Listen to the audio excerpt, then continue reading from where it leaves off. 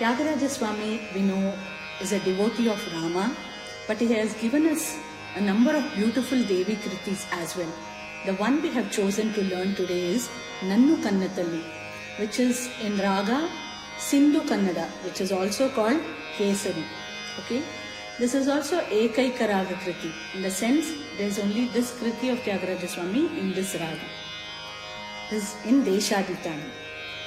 Nannu Kannatalli, Nannu Kannatalli, na bhagyama, na bhagyama, Nannu Kannatalli, Nannu Kannatalli, na bhagyama, na bhagyama, Nannu Kannatalli, Nannu Kannatalli, na bhagyama, na bhagyama, Narayani, Narayani, Dharmambike, Dharmambike, Nannu Kannatalli, Nannu Kannatalli, na